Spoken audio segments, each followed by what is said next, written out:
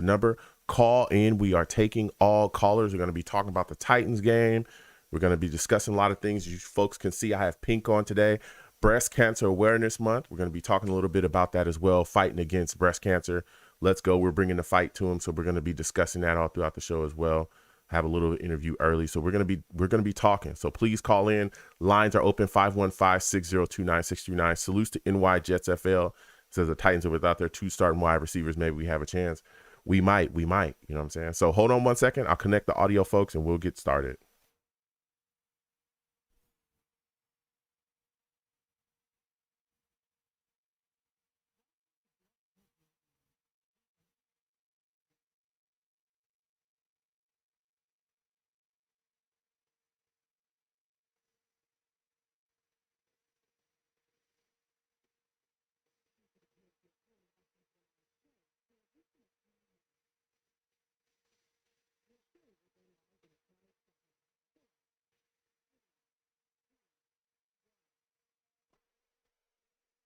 Blog Radio.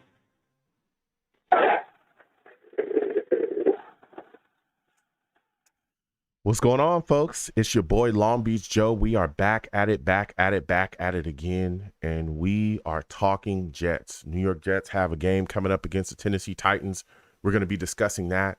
We got some guys, that have gone out as well. Moore dealing with the concussion. Jeff Smith dealing with concussion. Marcus Maye, is out as well with an ankle injury. Boy, oh boy, there's a lot to talk about. We're going to get right into it. So listen, I'm the man of the people. I'm here for the people. Let me shamelessly promote my Facebook page. Everyone go on Facebook, search The Long Beach Joe Show. Like that page. My content's up there. Go ahead and give it a listen. Message me. I'll message you right back. I love going back and forth with folks about this football team. Also, leave me some feedback. I love hearing about what you folks think I do here on The Long Beach Joe Show. Listen, your boy is on iTunes as well, man. Can you go on iTunes and subscribe to your boy's podcast, please? Go on iTunes, search The Long Beach Joe Show. Subscribe to your boy on iTunes and leave me some feedback. I have quite a bit of people that do that. Leave me feedback about the show, how much they enjoy it, how much they like what I do. I want to continue to hear more from my audience, so please continue to do that. I'm also on Twitter as well. Young J000. Go ahead and follow your boy. I'll follow you right back, and we can go back and forth.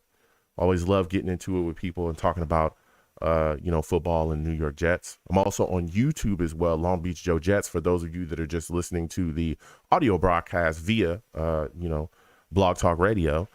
I'm also on YouTube as well. We live stream the show on Long Beach Joe Jets. And, we do a lot of other things on that show as well, on that channel as well. We game, we have a lot of fun, and we really enjoy ourselves. So, come on by, go to Long Beach Joe Jets on YouTube, subscribe, turn on your notification bell.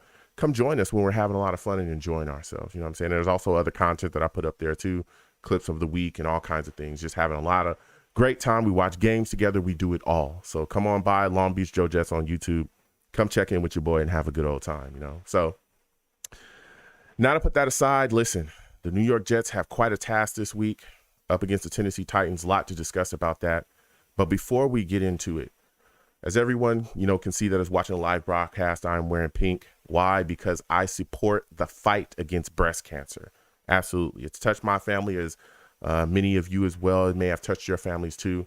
And I'm all about bringing education and letting people know that, hey, this is something that is serious and something that we all need to take seriously. And, we need to make sure that we go get ourselves checked and things like that. Again, I'm all about spreading breast cancer awareness. So today, we're going to have a special guest come on. Mr. Kenneth Nelson is going to come on and speak to us about his situation with breast cancer as well, and what exactly happened, and kind of share with us, some of the things that you can do to kind of get early detection and make sure that you're up to snuff in those things. So, Mr. Kenneth Nelson, I want to thank you for coming on the Long Beach Joe Show today. How are you doing? Man, I'm doing extraordinary, man. Thank you for having me. And like you said, it is October 1st. It's breast cancer awareness. So thank you for having me on the show. I really appreciate it. Absolutely. And again, I want to thank you for coming on. So I want to start, first is, hey, how did you find out about the breast cancer that you had? Well, it's interesting. I was living in New York City. I'm an actor, and I had moved to Los Angeles. And I really had really bad allergies and sinuses. They were bothering me, and the smog was bothering me a lot. And prior to me going to the doctor, I noticed a small bump on the right side, it was because I'm very kind of hairy, so I basically used the clippers to shave and all that kind of stuff. It was really small. It didn't bother me. It didn't hurt or anything like that. And so one time when I went to the doctor for my allergies and sinuses, the doctor just happened to ask me, "Is there anything else going on?" And I just happened to remember that I had that small little bump. And he looked at it. He was like, "Well, I think you're gonna be okay. I don't really know what it is, but let's just do a biopsy just to be safe."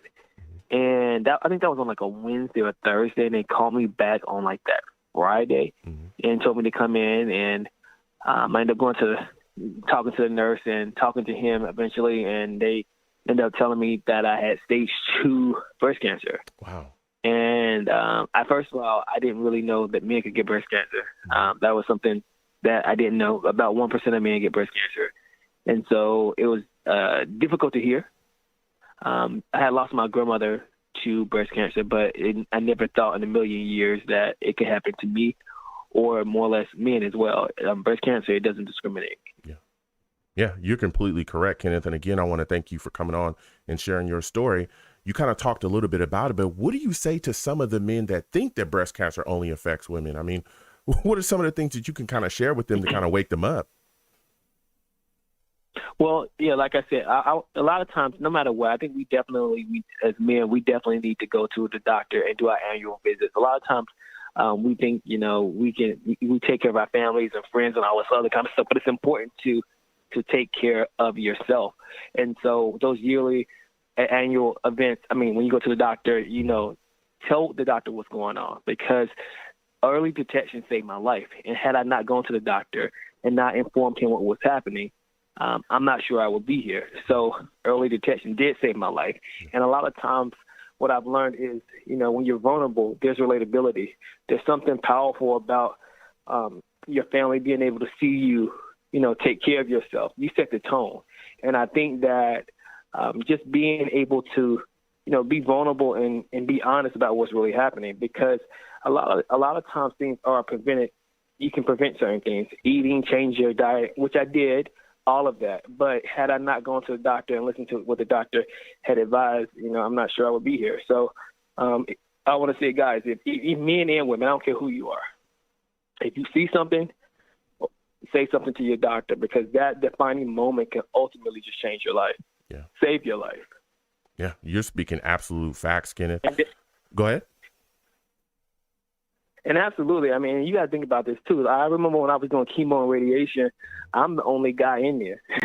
And so that right there within it by itself, you don't realize that, you're doing this by yourself, but you're not by yourself. And I think one of the biggest mistakes that I made during my treatment is that I didn't reach out to people and let people know what was happening, because I was kind of just trying to survive. But at the same time, I think I wish I would have let people help me out. And that's one thing I want to say to the listeners. If you're going through something, definitely allow the people that care about you to support you through that process. Yeah, absolutely. And again, we're speaking with Kenneth Nelson, and he's sharing his story about sharing his story with us about him dealing with breast cancer as well.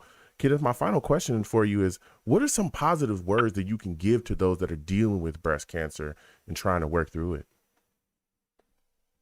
Oh, absolutely. I would just say trust yourself. Trust, not only that, listen to positive things, and, definitely change your diet.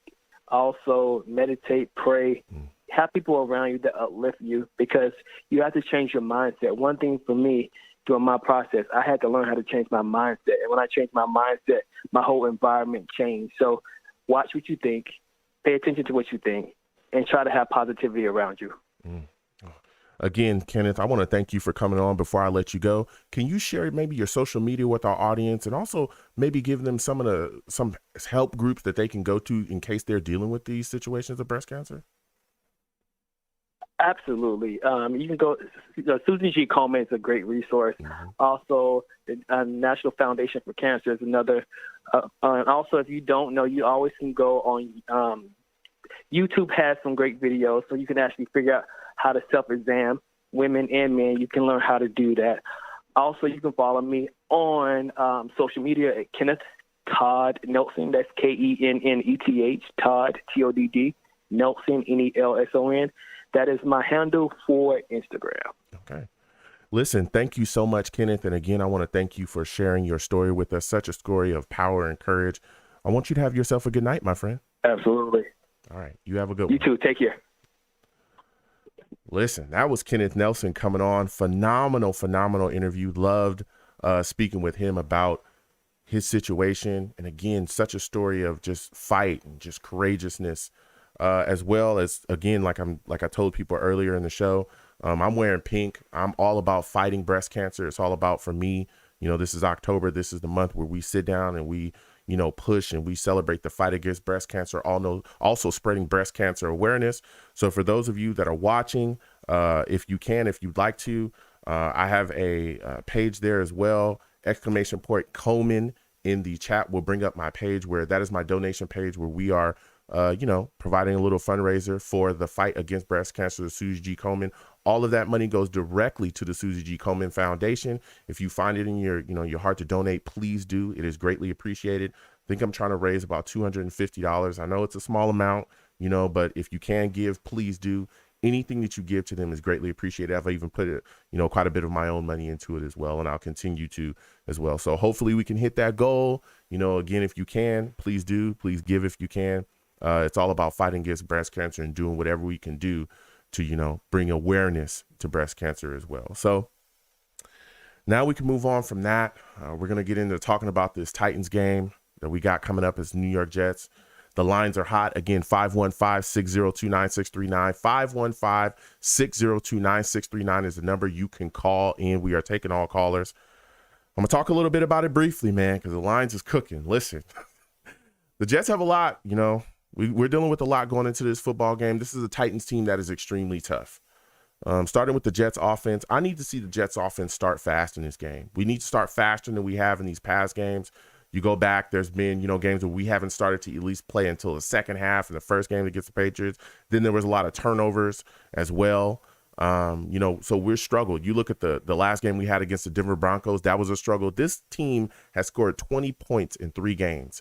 20 points in 3 games. That is insane. Mike LaFleur's got to step up with his play calling. It's got to get better. We got to protect Zach better as well. I think running the ball and being effective at running the ball against the Titans is really going to go a long way for us. We've got to make sure that our running game is effective. And I know that Mike LaFleur, as of recent in the press conference, kind of, took there and said, hey, I kind of stepped away from the run a little bit too early. I should have continued to go to it when it was effective, but we need to play better there. The play calling got to be better. We got to run the ball effectively better as well. You look at our wide receiver position, Elijah Moore is going to be out with a concussion. Jeff Smith, who was in a car accident, thank goodness that he's all right, but he's dealing with the concussion from it. He's going to be out for the game as well. Crowder, as of right now, is questionable, but it's looking like he's going to play. He's been at practice, so things are looking pretty good for him. Croft is also dealing with the injury. It's questionable if he's going to play, but it's looking like he might be all right. And we might be able to see P. Ryan in this game, too. He's questionable as well. So going back to the injuries with Moore and Jeff Smith, it's looking like Mims is going to be a part of the offensive game plan. Robert Saleh has come out and said that not only will Mims play, but he'll be part of the game plan as well. So I think it's going to be very interesting to see how they utilize him. Finally, we're going to get to see this kid out here. We've all been screaming about him, saying, hey, why don't you utilize this kid in a rebuilding year? He's extremely talented. We need to see him out there. We need to see what he's going to bring to the table. So hopefully we'll see Denzel Mims be a big part of the game plan, and this guy will be allowed to go out there and do what do what we think he can do, which is be a big time impact. This guy's got a catch radius. He's fast. He's unbelievably athletic. I mean, he's got what it takes to be a solid receiver in this league. Just a couple, months ago, we were talking about him being a breakout wide receiver here. And the next thing you know, we're never hearing about this kid. He's inactive. He's going to be playing. And I'm hoping that Mike LaFleur will get it together and make sure that this kid is a big part of the game plan. You go to the defense. Man, the hits just keep on coming. Marcus Maye is now out with the ankle injury, 3 to 4 weeks. Kind of came out of nowhere, popped up on the radar pretty late Wednesday. So that's going to hurt us on the back end. I know there were some weird things tweeted out from his agent that, basically, hey, don't worry. Marcus Maye will be back around the trade deadline and he'll be healthy. That was kind of weird. We'll be talking about that tonight, but we all know that Marcus Maye's agent is a little, he's different. Okay, he's a little different. He's keeping it real. So that has a lot of people up in a stir, but, Marcus Maye out 3 to 4 weeks, that could hurt us, defensively, because again, he's an extremely versatile safety. This is a guy that can come down into the box and run support. This is a guy that is a great cover safety as well. We've seen him be utilized on blitzes as well, be able to get to the quarterback. So you got to wonder, what are the New York Jets going to do to kind of, make the adjustments to what's going on now that you got him injured? Can Robert Saleh and Albridge make the right adjustments defensively to clean things up so that we don't get exposed with Marcus Maye out of there?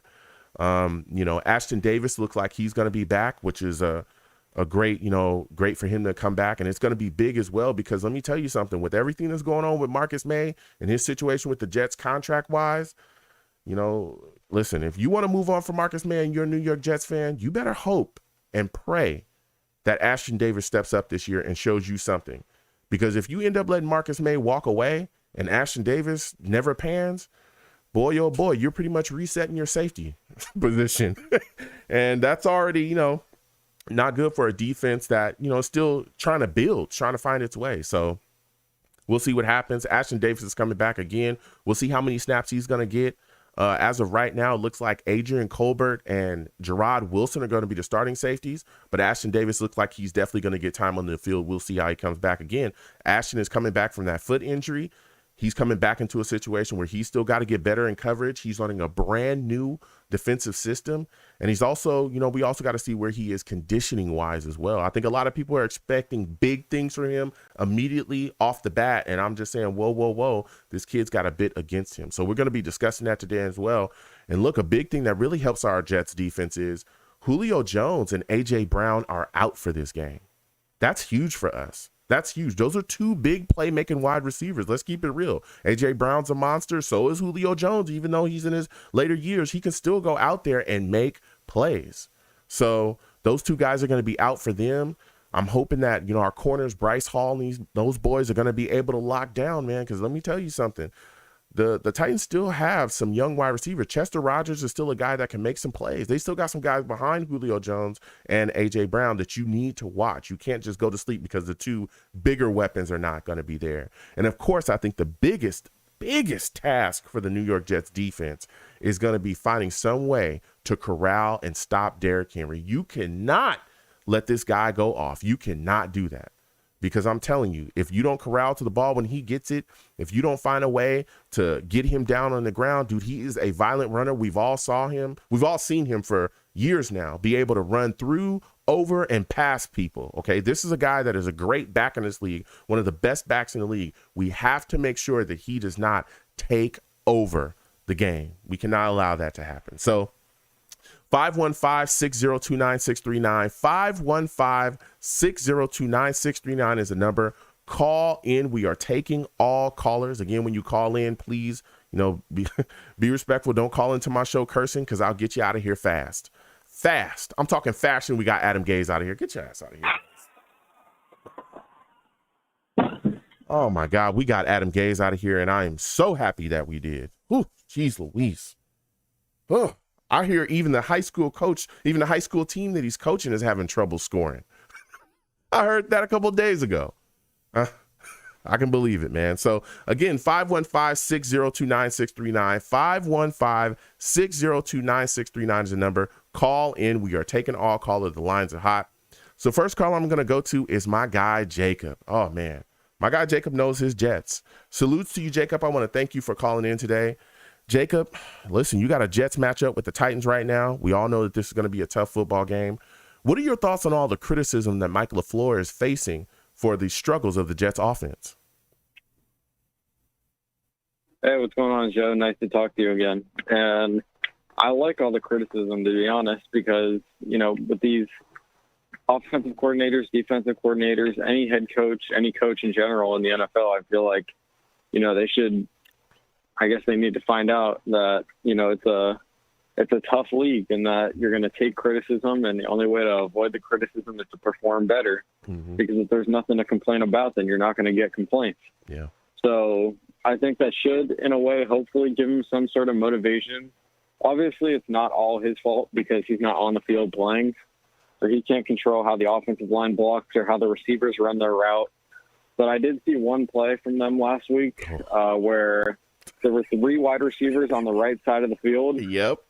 And the Broncos were sending the pressure, and all 3 of them ran the exact same route. Yeah. So I don't know if that was him making a bad play call or if that was the receivers not knowing what's going on, but the blame goes on him. So I want to see the pressure keep coming.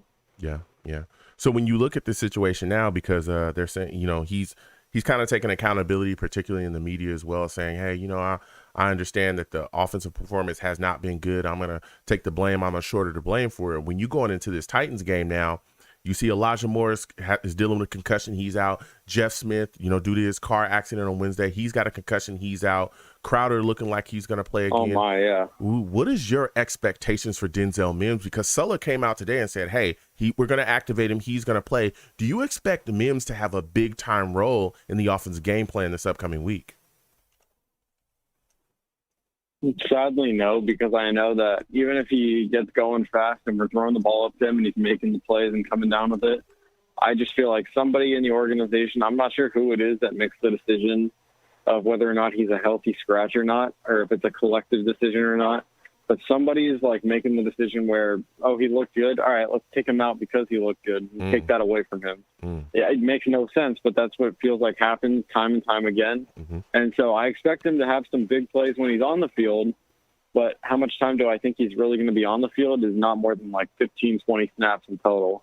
So if I'm wrong, I hope I'm wrong here because I have no problem being proven wrong or being wrong with my statements, but I just get the sense that he's really not going to play much, even though I think he could have an incredible game against this Titans defense because Caleb Farley's also out, who they drafted in the first round, and Bud Dupree's out, who's their premier pass rusher now. So I'm hoping I'm wrong here, but I just don't see him playing more than 15, 20 snaps. Yeah, I hope you're wrong. I mean, when you look at the situation, we're going into the game with Corey Davis, who, I'm going to talk about him in a second, but that guy's looking like a guy that's going to be definitely playing with a chip on his shoulder, playing for revenge. We'll see what we get out of Crowder. Keelan Cole's going to be playing Braxton Berrios, and you got Mims. I would think that Mims should get more than that. He should definitely get a lot of targets. I'll tell you that. Because let me tell you, he's coming out, he's fresh. He's a guy that is a weapon that has the ability. He's got the speed. He's got the ability to really take the top off of defense if you feature him. I mean, we all believe we've seen it. We saw it last season, even when our offense was horrific.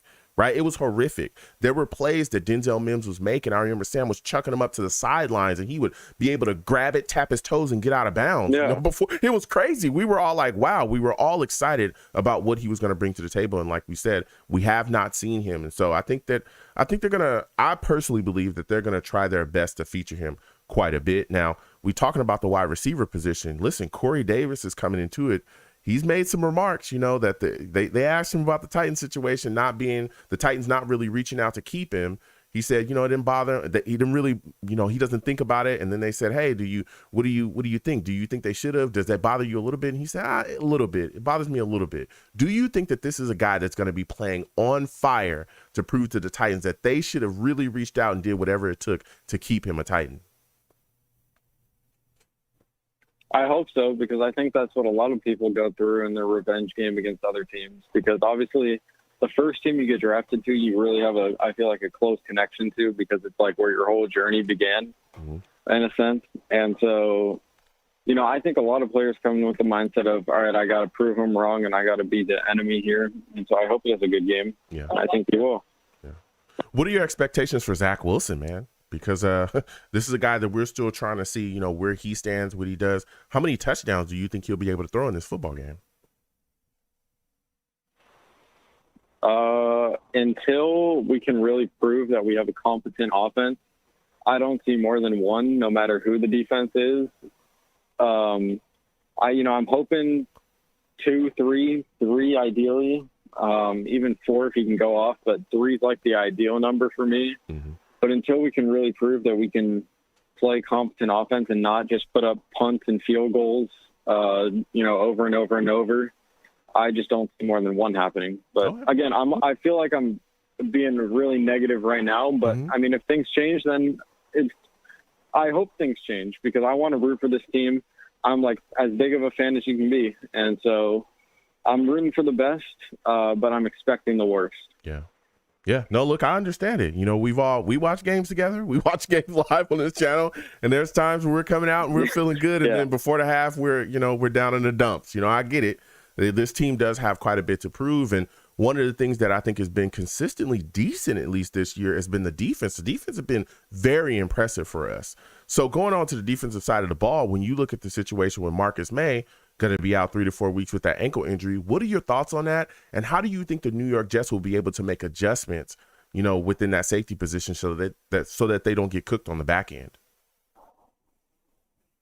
Yeah, I definitely agree with you. I think this defense has been a pleasant surprise for sure. I think we're ranked number 10 overall or something like that, which is great. And so obviously the injury of Marcus Maye definitely hurts us a little bit because I feel like outside of him, obviously LaMarcus Joyner's already done for the year. Yep. Ashton Davis hasn't seen the field in a year or whatever it is. I feel like he hasn't played in the longest time. And so safety is probably our weakest position if Marcus Maye is gone. So I'm expecting a lot of our defensive plays to be blitzes just because we want to send the dogs and make sure Derrick Henry doesn't have a lot of room to run and close up all the gaps. But I think, in the back end of the field, the corners and safeties, I think it's going to be a lot of precautionary measures taken. So we're not going to be pressing up. And then if the guy beats the corner, the safety's left to do it on his own, especially if you have these inexperienced safeties. So I think the safeties are going to have a little bit of an easier job for the next couple of weeks, at least until Ashton Davis gets back into the groove of things, and then Marcus Maye hopefully comes back sooner than later. Yeah. But overall, I think the defense has been something I've had a pretty fun time watching. Obviously, if you look at the scoreboard and you say, oh, they gave up 26 points to the Broncos, that's not a great performance. I mean, if you just look at the scoreboard, you could say that. But if you watch the game, if your defense is on the field 90% of the time, it's nearly impossible to not give up points. Yeah. So I think for the amount of time that our defense has had to be out there, I've been really, really happy with how they've played. Yeah. And Jeff Ulbrich has done a great job. Yeah.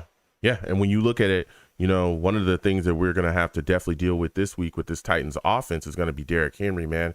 How concerned are you about him? And do you think the New York Jets will be able to hold him this week and not let him destroy us offensively? I love Derrick Henry, and I think he's a great running back. But one of the reasons why I'm not an advocate for paying a running back a ton of money is because at the end of the day, they're only as good as their offensive line makes them. Because if Zach Wilson's out there and he has the Colts O-line or something like that, he's not going to be scrambling for his life and making some of the errors that he makes half the time because he has time to throw and everything like that. So if the Titans offensive line isn't able to block for Derrick Henry, he's not going to be able to do much. And that's what I'm really happy about is our defensive line. I think they've done a great job. And so I see them definitely being able to limit him, but really all it takes for him to get going is just one big play. Yep. So if we can just avoid just one huge outburst from happening, I think we should be set up for a pretty good amount of success in terms of stopping him. But there's no doubt that, if you leave it up to one of our practice squad, picked up off the street safeties, it's the channel will be changed for a second, we could say. Yeah, I look at this because I don't want to find out what happens. Yeah, I look at the situation and I'm you put together a great take there. I look at it and I say, hey, Quinnen Williams, Rankins, Fadukasi, these are guys who need to have a big week up front. They need to absolutely make sure that they maul people because, like you said as well, that offensive line and the Titans have a very good line. They're moving people around. They're pushing people around. They're opening up holes consistently for him, and he's able to get going. Now, listen, Derrick Henry, I've seen him run over people that were in the backfield, run through them too. So you have to make sure that when it's time to wrap up, you wrap up low, and make sure you bring him down. Because if you don't, you're going to be in a world of trouble. You try to tackle this guy high, he'll shrug you off like it's nobody's business. I'm telling you, he is unbelievably physical and such a violent runner. It's crazy. So my next and final question for you, man, because you're bringing the heat right now, is how important is it that we get after Ryan Tannehill this week, man? Do you think Huff and John Franklin Myers and Lawson will have big days against them? Do you think that this is the game where we see maybe 2, 3, maybe 4 sacks out of this New York Jets, kind of collective pass rush? I think getting the quarterback on passing downs is always a big thing because there's not many quarterbacks who are going to, make the right decision 100% of the time when pressure's in his face. Even the best of the best make those errors. I think you saw in the Ravens-Chiefs game, Patrick Mahomes is running for his life on one of the plays, sort of makes a shovel pass. And when we think best quarterbacks, Patrick Mahomes immediately comes to mind. And he makes a shovel pass, and it goes right through the dude's hands, and it's for a pick. So even the best of the best make those mistakes. And so if we can get Ryan Tannehill under pressure like that, already knowing that there's no Julio Jones or A.J. Brown to bail him out of a risky 50-50 throw, I think that would be huge for our defense, because if we can do a pretty decent job of stopping the run to where you can't just run the ball over and over and over and over all the way down the field and know that that's going to lead to points every time, if we can force him to throw the ball to, Chester Rogers or whoever the other receiver is, he's got a really long name, and I forget what it is. I think his first name is Nick, but I don't remember what his last name is. So Nick obviously Westbrook, those I think you're talking big about. names in the NFL by any means. Yeah, whatever his name is. Nick Westbrook. Yeah. Obviously they're not big Pro Bowl names. And so if we can force him to make risky throws with these wide receivers that have a lot more to prove than Julio Jones and A.J. Brown do, I think we should be set up for some success, because chances are they're a lot more likely to make a mistake or an error than Julio Jones or A.J. Brown would be. Yeah. And, I look at the situation, and I say to myself as well, and again, you're bringing the heat. I say, John Franklin Myers, Huff, Lawson, those guys have got to harass Ryan Tannehill this week. They have to. They have to be disrupted back there, especially, again, this Titans offensive line is solid, but we've seen Taylor Lewan, particularly in the past, have issues with penalties. We've seen him have issues with pass rushers this year, so he should definitely be a target for us. You know what I'm saying? We should definitely go after him at all costs. And that's another reason to bring the dog. Exactly, is to bring it, to put him in a situation where he does, what he's done in the past as well, which is struggle in pass rush and also struggle with penalties. We've seen him grab guys, holding calls, all kinds of things to push them back, so that may be something to help us. So, listen, Jacob, you're bringing it. You brought the heat tonight, man. You really brought the heat. Before I let you go, give me your score prediction for this game, my friend. Man, until we win a game, I just can't see myself giving us a huge win, because I feel like every time I do that, I jinx it, and then we end up losing because I'm too confident about it. Come on, Jacob. Come on. Just go with your heart, man. Go with your heart. Come on, Jacob. Come on, man. See, my heart and my brain are together on this one. They're both saying loss. I'm sorry. I'm the biggest Jets fan out there. Jacob. I know. Jake. And so, Jacob, come on, man. And so, I would go probably 21-10, realistically. 21-10. Hopefully, it's a 45-0 shutout. All right. In our favor, of course. 21-10 Titans, huh? That's what Jacob says. 21-10. He gets the double. Hey, having Devontae Adams might change that, just so you know. Yeah, we know. You love Devontae Adams. Hopefully, maybe in the future the New York Jets will be getting, and we'll definitely be looking to stack more on this offense. But listen, Jacob. Oh, we will. I want to thank you for calling in, man. It's phenomenal. You really killed the mood here with your lost talk. You know what I'm saying? But this Titans team is tough. I'll give you that, Jacob. I really will give you that, man. All right. So I'm going to go ahead and let you go, man. The lines are hot. I want you to have yourself a good night, my friend. All right, you too. All right. Listen, Jacob calling in. We got to pick up the energy here. Jacob calling in. Jacob has great takes. I will say that. He absolutely has great takes. He's a Jets fan through and through. It's a tough time right now. This Jets team trying to pick itself up. We have now had a win this season, and we're facing a tough Titans team. I understand it, but I'm going to be the guy to carry the positivity today. I'm going to go Jets. Let's go, Jets. Let's pick it up. Yeah. We're going to pick it up.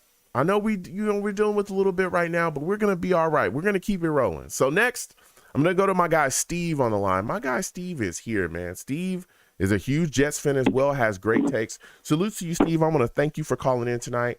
Listen, Steve, Jets, Titans, that's what we got coming up right now.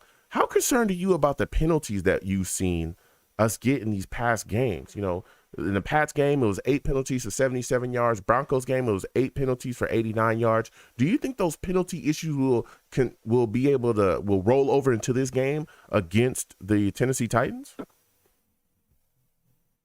Hey, Joe. Well, first off, great. Thank you for having me again tonight on the show. The thing is that that's the one thing we got to do in this game is clean up the penalties because, I mean, as a young team as we are, it's something that we can't have as a future for us. Yeah. So now let's talk about – so we have –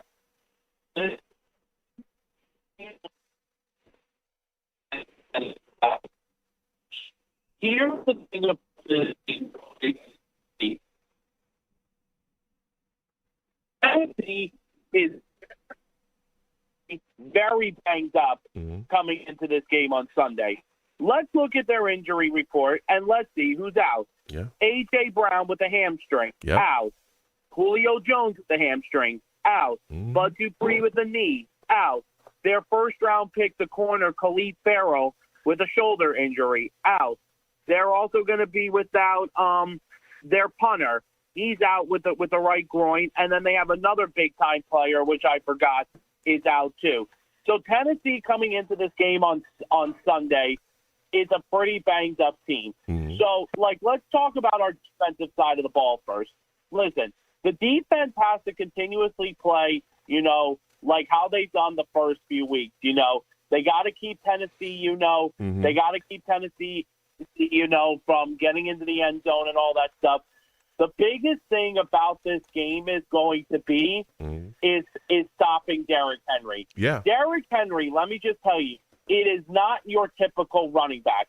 He's not a running back. He is a big building, okay? He is a building that will pummel people to the ground. And I've seen his highlights before. Listen, a couple of years ago, I had him on my fantasy team a couple of years ago, and he got me a lot of points, that boy. Let me tell you something.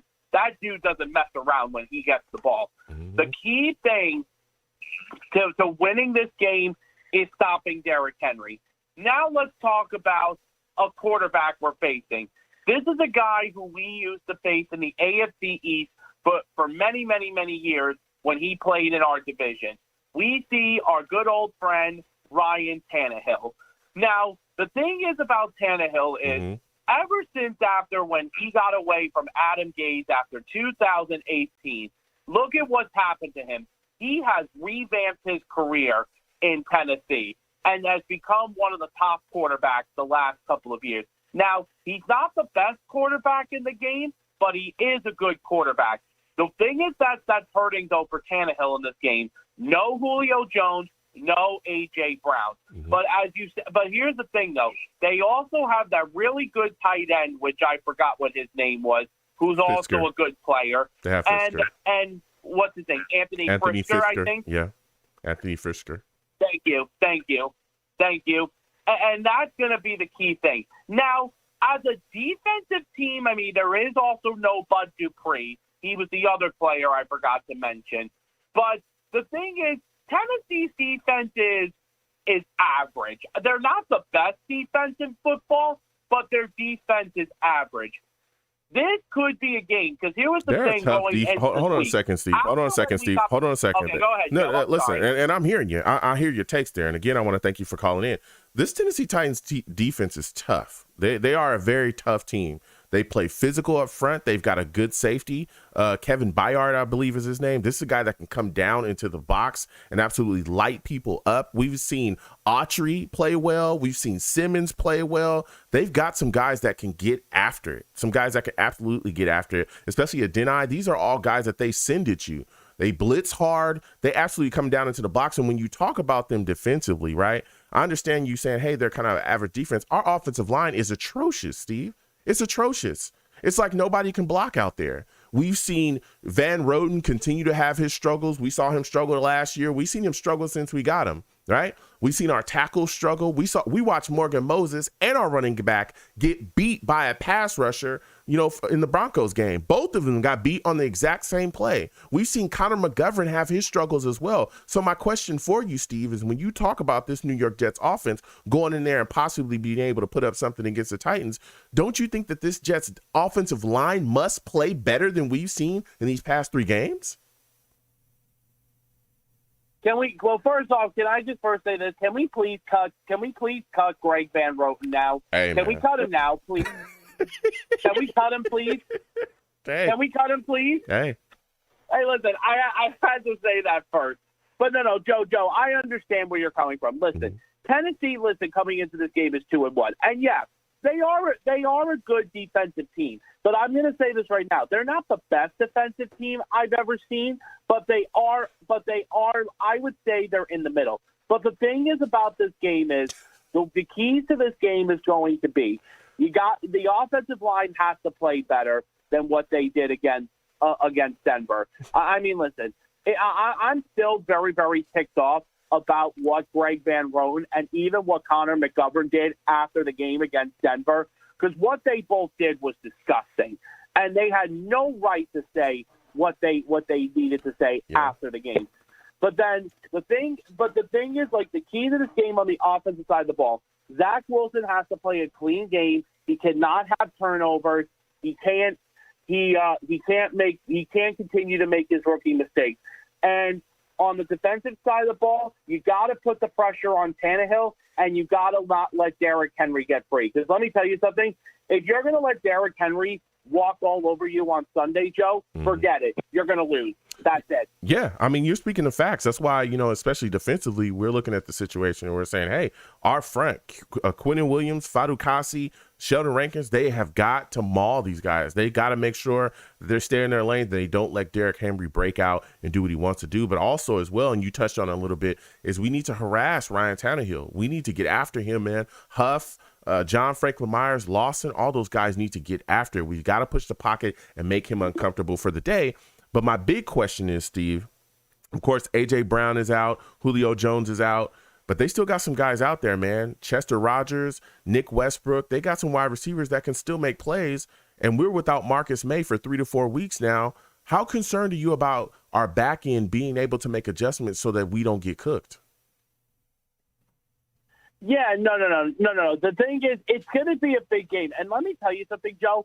Throughout the first 3 games of the year, I have been impressed with our secondary so far, because I did say before the season began that the secondary was going to be the one position that I was worried about. Mm-hmm. But the secondary has been off to a really, really good start. But listen, the key thing to this game is, here's the other thing that's kind of funny about this game. Going into the game on Sunday, from last week after when we got blown out by Denver, we started out as 8-point underdogs. Then it went to 7.5. Then it went to 7. Then it went to 6.5. And now tonight we're only 6-point underdogs in this game on Sunday because of how very banged up Tennessee is. I mean, this could be a slight advantage for the Jets, so they could make up for all these backup players that they're going to be facing against. I mean, listen, Saleh has to come up with a game plan. I mean, listen, one thing is earlier this week, the Titans head coach Mike Vrabel gave a lot of nice things about – oh, yeah, thank you, Joe. Mm-hmm. He said a lot of good things about the Jets. He even said, listen, the Jets may be an 0-3 team right now and a young team, but he even said they're a young, competitive team, and he thinks that the Jets are going to give the Titans a tough game on Sunday. Yeah, I do believe that. I think we're absolutely going to go out there and fight. And I think one of the biggest parts of that as well, Steve, and this is going to be my next question for you. When we talk about our offense has got to produce. We've got to get started fast. We've got to get points going. We've got to get some momentum going early. We can't sleepwalk coming into this game because, again, even though this Titans team is dealing with some injuries, they can still put us away. This is still a very quality football team in this league. And so my next question for you is, again, we're seeing that Elijah Moore is dealing with a concussion. He's going to be out. We see Jess Smith is out with a concussion. All the injuries that we have along our wide receiver core, Mims is now going to play. It's been announced by Sulla. How big of a role do you think he's going to have within the offense this upcoming game? I hope that Denzel Mims has a big role. I mean, after from being a healthy scratch the last 2 games, and listen, Denzel Mims has only played 1 snap so far the whole entire season, and that was the first game of the year when he made the 40-yard reception against Carolina, which was probably Zach Wilson's longest play of the game. But the thing is, though, Joe, having Denzel Mims back is huge we need another big receiver like him, because the thing is, Tennessee's secondary, from what I've heard, the weakest thing about their defense is their corner position, especially with the fact that their first-round pick is out in this game. Yeah. This could be a game where, like, Denzel Mims and especially Corey Davis, because remember, Corey Davis is going to be looking for a revenge game against the Tennessee Titans, and that's his former team. Remember, Corey Davis was the 5th overall pick back in the 2017 draft by the Titans, and after when Corey Davis got drafted, that was when we took Jamal Adams that year. And here's the thing that you want to find a little bit funny. So the gym that I go to, Joe, you want to listen to this? The owner is going to the game this Sunday. You want to know why? He's a big Tennessee Titans fan. Okay. He's a Tennessee Titans fan. Okay. So, and then he was telling me, he was like, "Hey, Steve, are you ready? Are you ready for Derrick Henry to whoop you on Sunday?" He told me that. Mm-hmm. Are you ready for Derrick Henry to whoop you on Sunday? And he goes, I told him, we're going to find out. Yeah. We're going to find out. Yeah, we definitely will. So listen, Steve, listen, you're bringing the heat right now. I mean, we'll see. Because, again, Derrick Henry, he's their big weapon, and we've got to find some way to stop him. We've got to find some way to corral to the ball when he's out there. But a big part of us continuing, to move forward, again, we've seen the offense struggle throughout these last 3 games, is making sure that Zach Wilson is put in position to succeed. What are your expectations of him against this Titans defense, man? How many yards or touchdowns do you think he's actually going to throw for? Well, before I say that, Zach Wilson's got to start fast. He can't make mistakes earlier. I'm hoping that Zach Wilson could throw 2, maybe 3 touchdowns. 2 to 3. Okay. Yeah, I can see it happening, man. I can see it happening, especially, again, if the offensive line steps up and we block well, I can see us going out there and make plays because we have some weapons to attack with. Listen, Mims being put out there, put in the proper places. Corey Davis out there, again, playing with the chip on his shoulder. Crowder, we'll see what we get when he's out there on the field. I know he's still dealing with that groin injury, but we're finally going to have him out there. So guys are going to be able to go, and hopefully we can see something, from Keelan Cole this upcoming week as well, man. I want to see a little bit more from him than we've seen in the past. But if Zach Wilson is put in positions, particularly, again, if Mike LaFleur works on his offensive play calling, where he starts getting these RPOs going, get some quick stuff going, go to some no huddle, really kind of slam the Titans defense. Don't allow them to sit out there and decipher things so easily, and clean things up that way. I think the New York Jets offense will definitely have more success than we've seen in the past. He's got to be able to also make sure that they know, hey, I don't have a problem trying to take your head off as well. Put Denzel Mims out there and allow him to try to take the top off their defense. Let them know, keep them honest by letting them know, hey, I will take the deep shot. I'm not going to sit back and just do nothing. I'm absolutely going to attack. He's got to coach a game to attack, right, Steve? No. And that was the thing that he did in the home opener against New England, because Zach Wilson admitted it. He wanted to try to excite the Jet fans. Listen, listen, I understand where he's coming from, and he's a rookie. But the one thing that Robert Saleh is right about, sometimes you got to play a boring game. Instead of going for the long completion, if someone is covered down there, and if someone is wide open in the shorter game, throw it to that person there. You got to do it that way, okay? Listen, here is the thing. I still believe that Zach Wilson can still be our franchise quarterback, and I do believe that Robert Saleh can turn around. And the last thing I'm going to say this right now, Joe, before I can give you my prediction, Mike LaFleur needs to coach a better game. Because if Mike LaFleur doesn't coach a good game, then things are going to get heated here in New York, New Jersey. Yeah, it is. I mean, if we struggle again offensively, there's going to be some issues. So my final question before I let you go, Steve, give me your final score prediction, man. How do you think this game ends? What's your score prediction? Who do you think wins? Okay, here is the thing. Now, Joe, I want to win. I'm just like you. I want to win. Now, I think it's going to be close. Even though despite the fact that the Titans are really banged up this week coming into this game, I still think that they are the better team than we are. But I do think that, unfortunately, I am going to have to give this edge to the Titans on Sunday. I'm going to give Tennessee a 24-16 win over the Jets. Oh, Steve, come on, man. All that positive Listen, talk, Joe, man. I'm Just pick sorry, the Titans. man. Come on, Joe, man. listen, bro. I want to win, Joe. I want to win. Do I you? know you always want to hear me say, "Oh, we got to get the W." But Joe, right now, I want to be wrong. Okay, I want to be wrong. Okay, you know, I want to win. Believe me, I really do. And I know how much you want to win. But listen, Joe, we're going to see what happens on Sunday. All gas, no brakes. Let's go. Yeah, we will, Steve. All right, listen, Steve, I want to thank you for calling in, man. You got some takes. I respect your takes. I respect you picking the Titans. This is a tough spot for the New York Jets. You know. All right, you have yourself a good night, man. Listen, Steve calling in. Steve has some takes. I respect Steve, and I respect his takes.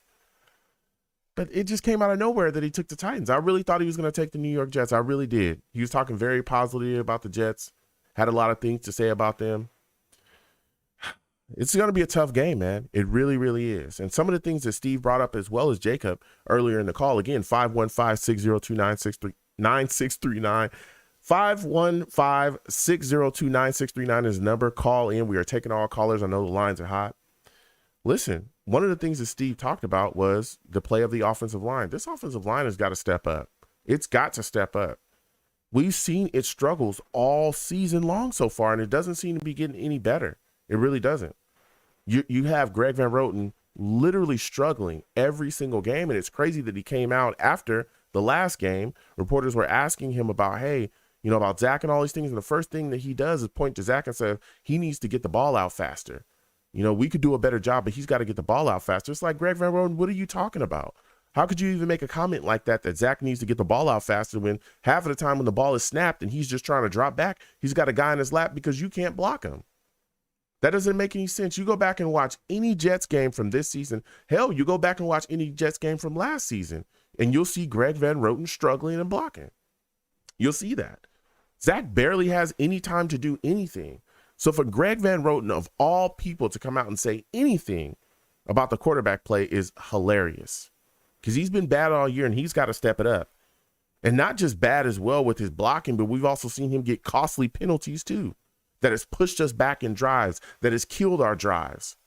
He's got to stop that. He's absolutely got to stop that. Connor McGovern's got to play better as well. We've seen him get pushed back into guys' laps, blown up on run blocking. He's got to clean that up. Our offensive line as a whole has got to clean their play up. We've seen them also get penalties too. Fant, we've seen him get holding calls. We've seen him get there was a lot of false start calls too. Those guys have got to clean that stuff up. They really have to, because otherwise we will struggle against the Tennessee Titans. If you're a heavily penalized team, you will struggle in this league, no matter how good you are. Great teams in this league don't get heavily penalized like that. And they're far more, offensively competent than we are at this point. We're still trying to find our way. I look at the situation, man, and I'm saying to myself, Zach Wilson, I expect him to have a solid game. I really, really do.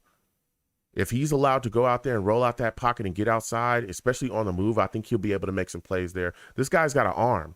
And I think, again, his connection with Corey Davis, I think, is going to shine in this game, because Corey Davis is definitely going to be looking to stick it to the Titans. He really will. The only thing I'm concerned about in this game, and we've seen it in prior games as well, is the drop balls continuing to be an issue. That's got to get cleaned up as well by the New York Jets wide receivers. I think we have 11 dropped footballs. According to PFF, I think it's the second highest in the league next to the Pittsburgh Steelers. That is atrocious. You cannot have that. You cannot have that. You must clean that up. So our wide receiver has got to clean that up this week. Crowder coming back, I think, is going to be really, really good for us. If he's okay enough to play and, that groin doesn't hamper him too much, dude, his work in the slot is really going to help us out. I'm telling you, and we've seen this in the past. Hell, last year he was the best wide receiver that we had. His work in the slot, him being able to win his matchups, is huge for us. It's absolutely huge for us. And I think that this year it's going to be big, man. I think he shows out for us. I really, really do.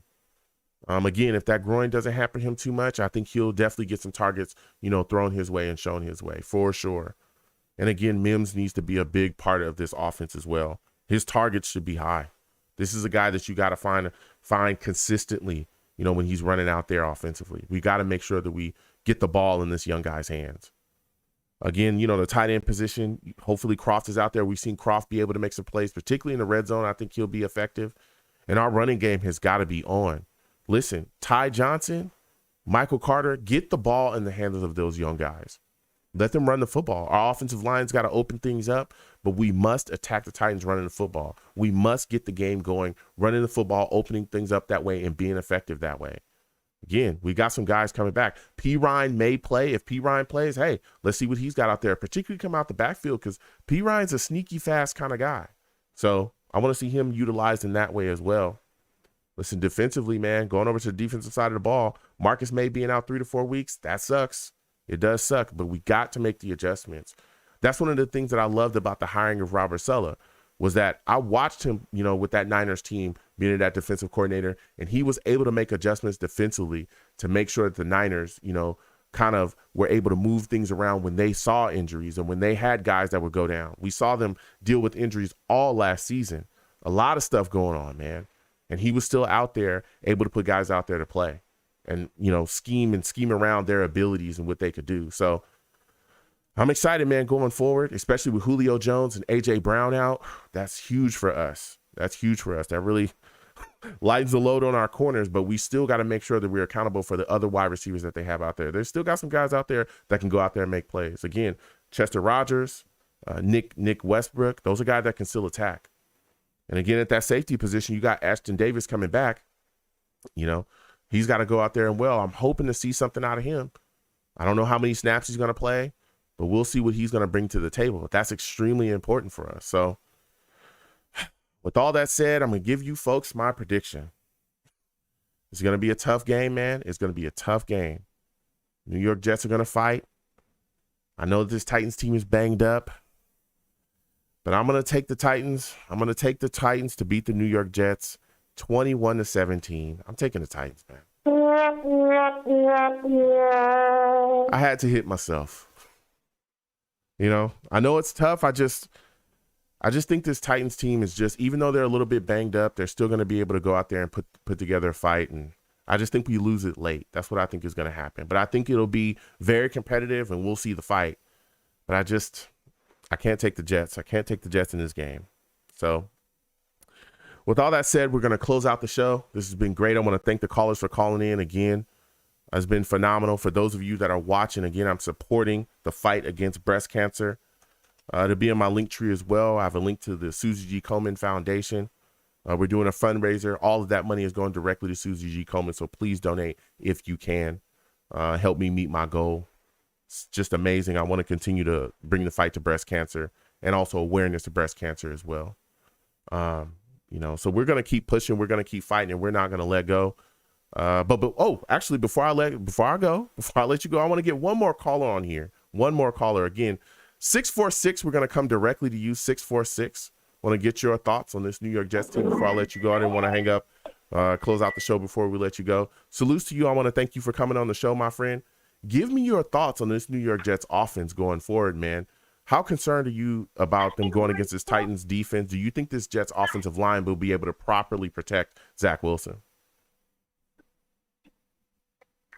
Hey, Joey, it's Colin. Oh, what's going on, Colin? How's everything going with you, my friend? Hey. All right. No, I didn't realize the show is getting ready to end. I just jumped on. Mm-hmm. Yeah, really quick. Go ahead, really quickly. Time will tell. Time will tell. We have to wait to see, right? Each week, hopefully, these guys will learn from whatever mistakes they make and improve. Coaching wise, player wise, so it's just a matter of us waiting to see. Mm-hmm. That's how I look at it right now. I'm just going to take it week to week. Yeah. No, I hear you. And hope they improve, week by week. No, listen, I completely understand that, man. We're hoping to just see progress. And I think a lot of people were talking about that we don't expect the New York Jets to go out there and be world beaters. A lot of us didn't expect playoffs or, competing for Super Bowl this year, but we want to see constant progression from this young football team so that we have some hope and some belief in the future. Now, one of the things that we're seeing this week is Elijah Moore's got a concussion. There's other injuries within this Jets wide receiver core. When you look at this situation, Denzel Mims is supposed to be active. Solo saying he's going to play. What are your expectations out of him in this football game? Do you expect him to give a lot of targets to Denzel Mims? Oh, they should. They give him all the targets. Yeah. I mean, listen, this guy was a second-round pick. Mm-hmm. The guy has a lot of talent. Every Jets fan is saying, "What's happening with Mims?" Mm-hmm. Right? Mm-hmm. So if it's like a personal thing with the coaches, the owners that we don't know of, that's a different story. Mm-hmm. But talent-wise, and what he can do, right? Mm-hmm. You can't tell me that he can't learn 5 plays or anything like that. So something else is going on. But if he's going to be in the lineup this week, then that's going to be a big target for Zach Wilson. Yeah. He's a big dude. Yeah. Yeah. He's not some small guy. And Zach Wilson, to be honest with you, he's a shorter quarterback. So, when you have big targets like that, it helps him too. Yeah. So, I just hope he starts, and he showed these coaches, right, that he belongs on the field every week going forward. Mm. That's what I'm hoping for. No. So, we just got to keep our fingers crossed, and hopefully, Michael Fleur and Salah is, what are we going into now? Week 3, right? Week 4, yeah. These guys have to do better with week 4. These guys got to do better with the coaching and everything else. So, yeah. Now, when you talk about LaFleur, and a lot of people are talking about the offense, and we just talked about Mims. Listen, Corey Davis, we all know, is definitely playing with the chip on his shoulder. Do you expect a big day out of him against the Titans, his former team? Oh, definitely, definitely. We didn't sign him and pay him big money to be mediocre, right? Yep. There's other guys can do that. We sign him as a number 1, and we expect him to play like a number 1. Yeah. Right. Yep. So every week that he's on the field, we should expect big things from him. Mm-hmm. So he's got to step his game up. Yeah. He's got to step his game up. You listen to that, the press conferences and everything else, and everyone says the same thing over and over. We got to do a better job. We got to do this. We got to do that. Well, you know what? You got to get on the field, and you got to show it. Yeah. Yeah. Practice and let's see, practice what you preach or something like that. So get on the field and start showing us that, one, you're the number 1 receiver like you say you want to be. Mm-hmm. Go be that number 1 receiver. And with Denzel Mims across from him, now Zach Wilson has 2 big targets. Yeah. So it's I want to see a good game. That's what I want to see. I want to see a good game. Yeah. So far, I haven't seen a good game. I haven't seen anything that has impressed me. So this has to be the week. Yeah. I mean, I don't think they're going to win the game, but keep the game close. Look at the Jaguars last night, right? Yeah. Keep the game close and show improvement from week to week. Yeah, no, listen, I hear you, Colin. You're talking facts right there. And one of the big parts of it, especially going over to the defensive side of the ball for us, A.J. Brown, Julio Jones are out. How relieved are you that those guys are sitting out, and that it's gonna, are you concerned about the other wide receivers that they have as well? Do you think our corners will be able to match up with guys like Rodgers and Nick Westbrook, those other guys with those 2 big weapons out? Do you think our secondary will still be able to play well? Well, on a side note, I was glad that A.J. Brown was out, but not Julio Jones, because I have him in my fantasy football league. So I'm a little bummed that he's out. Yeah. But, listen, they have Derrick Henry, right? Yeah, So, yeah, they do. You know, and they have Tannehill, Yep. right? They got a good defense. So Yep. the Jets, you know, they can't just go into this game saying, "Oh yeah, their two top receivers are out, so we got this one in the bank." Yeah. No, you still have to stop Derrick Henry, Yep. right? Yep. Titans are probably going to run the ball all day on us, and you give any quarterback enough protection, they'll make any receiver look good, right? So Tannehill is an experienced quarterback, so again, our corners, they have to improve week to week. It doesn't matter who they're going up against. They could be going up against, you know, just average receivers. But they have to improve week in, week out. Yeah. We don't have Marcus Maye this week, right? So our secondary is kind of like, you know, hurting as well. So it's going to be interesting to see, like, you know, if these guys are going to step up and you know, maybe we can pull out a win here. But you know, I don't see a win, but at least, you know, if you're going to lose the game, lose by a point or something like that. Mm-hmm. But you can't just be scoring 6 points every week, less than 10 points a game. Yep. So yeah. No, I want to see good coaching. Yep. I want to see better play calling. Yep. If some of these plays, I sit at the TV and they go for a fourth down, and I'm like, this is exactly what they're going to do, and that's exactly what they do. So if I'm seeing it, you know, think about these experienced coaches out there, you know. Yeah. So now you spoke on something there, these guys Colin. are all young, so we have to expect. Yeah, I mean, you're bringing the heat right now. You spoke on something extremely important because you said, you know, we all know Marcus Maye is going to be out the next 3 to 4 weeks. When you look at the situation, Ashton Davis looks like he's going to come back. They're saying he's set to play, so he's going to get some snaps out there. Of course, as at this point, we think that Adrian Colbert and Gerard Wilson are going to be the starters. How important is it for Ashton Davis to really step up this season and show us something at safety? I mean, when you look at the situation with Marcus Maye and the Jets, he could end up, you know, being gone at the end of this year if they choose not to franchise him again, because he's even said if they do, you know, he might request a trade anyway. How important is it for Ashton Davis to show us something at that safety position this upcoming season? Well, he better show something, because if he doesn't, then Joe Douglas fails on another pick again, right? It's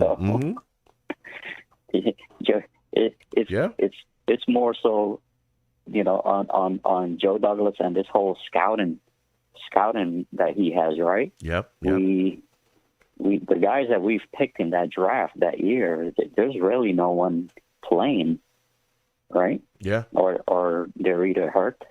We're not getting any production out of that draft that year. Yeah, I mean, except for we just got Mims. Mims is about to play, so we're about to see, and hopefully P-Ron is, you know, coming back, and we'll see what we get out of him. But definitely from that draft, definitely Mims is going to be out there, so we'll see what happens.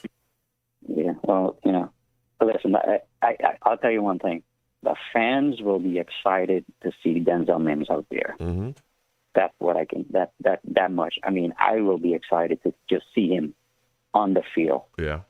You know, once he's on the field, he's a threat, right? He's a deep threat. Yeah. He can do the jump ball. So, and I'm sure Zach Wilson will be happy to see him out there as well. What was your other question? Yeah. No, yeah. So my next question for you is with the Marcus Maye thing. Yeah, with the Marcus Maye stuff is what I asked you about. Is you know, how important is it for Ashton Davis? You said you know, Joe Douglas will, if he doesn't pan out, he'll be blowing out another pick. Do you think that you know, that we'll see more out of Ashton Davis this upcoming season, that he'll be able to step into that role where we'll say, hey, this guy can really play? Well, if they're not planning to sign Marcus Maye, right, and they're planning to trade him, then it's time for Ashton Davis to shine, right? There's no other option. Mm-hmm. He's going to have to step up and take over that position, if that's the case. So clearly, you know, it's his time to shine, right? The next man up. Yep. So I just don't see how he can come right into this game and be a factor. Okay. So, yeah, I just can't. He's a hard hitter and everything, but he hasn't played in a while, right? Yeah. So to come in and be effective in this game, I don't see it happening in this game. Maybe in the London game, right? Mm-hmm. I think that's our best chance to get our first win. To be honest with you, I think playing the Falcons in London may be our best chance to get that first win this week against the Titans, and I'm still a little worried about that game. Okay. Well, I'll tell you what, Colin, my final question for you. Go ahead and give me your final score prediction for the game. Who do you think wins? Who do you think loses? What do you think the score is going to be? Oh boy. You know what? I've been picking them to lose each week because I haven't seen anything. But they're home.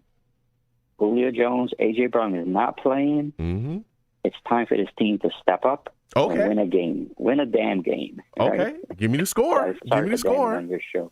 But they gotta step up and win this game. So I'll give you 20 to 17. 20 to 17 Jets? 20 to 17 Jets. That's what I'm talking about. Okay. That's what I'm talking about, Colin. Listen, I want to thank you for calling in, my friend. You have yourself a good night, all right? Yeah, Joe. Take care, buddy. All right, you have a good one. Listen, I was getting ready to close out the show. Colin came right on, snuck past my producer, and boom, boom, boom. He comes in, brings his takes. Colin's the guy that took it. I'm not going to lie. I took the Titans. I ain't going to lie. But before we go ahead and kind of push on out this show, salutes to Eddie DeJesus with the big donation. I said salutes to Eddie DeJesus with the big donation, man.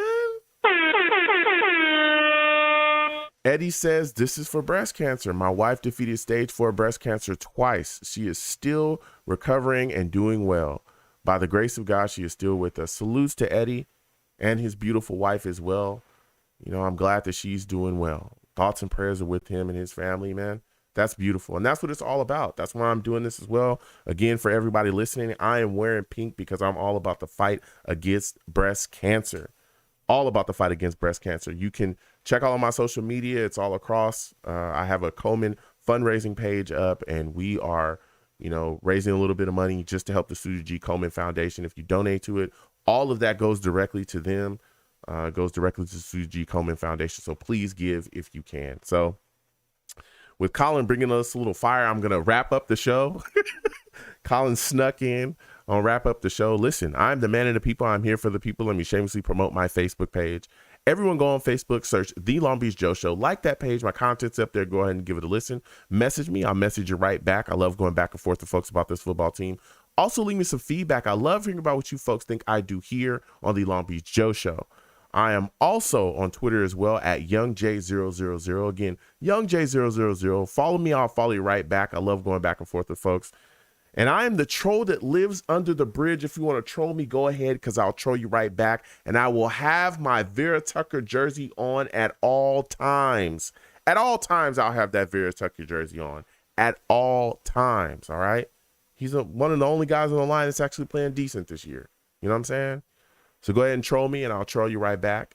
I'm also on YouTube as well at Long Beach Joe Jets. Long Beach Joe Jets on YouTube. Go ahead and subscribe to that. That's where we live stream the show. We also put up other content over there as well. I do my game previews, all that stuff. We also game too. Play a lot of video games. When my schedule clears up, we'll definitely continue to do that. We have a lot of fun. Street Fighter, Madden, NBA 2K, all that stuff. We sit there, we have a blast. So please subscribe, Long Beach Joe Jets on YouTube. Go ahead and subscribe to that, YouTube page there, and turn on your notifications so when I post content, you folks will be in the know. And as always, people, when you see me in person, it is arms out, chest open, free hugs for everyone. Okay? Free hugs for everyone. The hugs will cost you absolutely nothing. Do not let anyone, and I'm talking anyone, convince you that the hugs will ever be charged for. The hugs will always remain free. All right? I want to thank you folks for watching. Without you people, I'm absolutely nothing. thank you for taking the times out of your day to listen and call into the show. I really, really appreciate it. So also want to thank Kenneth Nelson as well for coming on, sharing his courageous story with us about, his bout and fight with breast cancer. I want to thank him again for sharing his story with us. And again, supporting the Susie G. Komen Foundation. For those of you in the chat, if you hit !Komen, it'll bring up a link. We have a fundraiser link going on that will bring up the link to the fundraiser page. Anything that you donate will go directly to the Susie G. Komen Foundation, just benefiting them and continuing the fight against breast cancer and also bringing breast cancer awareness to everyone. So please donate if you can. So now I'm going to go ahead and close out the show, folks. You folks have a good one. Peace. 1 second, folks. Hold on.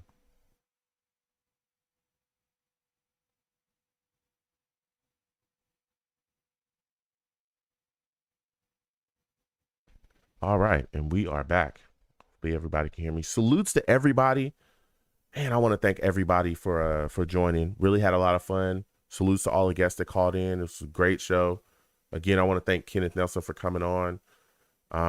Really, really want to thank everybody's, just everybody coming on and talking about the Jets. Again, I'm going to continue this, throughout the month of October. For those of you that are watching me, wherever you're watching me from, please give the stream a thumbs up as well. Please subscribe if you have not subscribed. Also, if you're new to me, !Links in the chat will bring up my link tree. That's the links to all of my, content, all of my YouTube pages, all of my social media, all that stuff. So please go there, follow me across my social media platforms, and follow all of my YouTube pages as well. And again, when you subscribe to my YouTube pages, please turn on your notifications so when I post content, boom, it'll hit you right there. And there's my Suji G. Komen link as well, and the links to all of the charities that I work with is in the link tree as well. For those of you that want to go straight to that link, though, exclamation mark Komen in the link brings that directly up there, so you can go there. And again, I'm trying to raise $250, so please go there. I know it's a small amount, but please give if you can. It's greatly appreciated. And again, that goes directly to the Susie G. Komen Foundation. So please give to that link. Go there through that link if you're trying to donate directly to the Susie G. Komen Foundation. So salutes, and I want to thank everybody for doing that. NY Jets FL says, Joe, remember, 24-20 Jets. Okay. NY Jets FL is taking them 24-20 Jets. Okay. I respect it. I respect that. Listen, I did take the Titans. I did take them 21-17. I did take the Titans. I said it. I hit myself, but that's what I got now. So, again, I want to thank everybody for watching wherever you're watching me from. It's greatly appreciated. I'm going to go ahead and get out of here. My schedule is crazy, so we got to get moving. Again, listen, there's a lot of crazy things going on out here, people. Be careful, okay? Be careful out here. A lot of crazy things going on. Enjoy your times with your families. Enjoy yourselves. Have fun. Enjoy your times, just enjoying yourselves with your family and having great moments, you know what I'm saying? So you guys go ahead and do that. So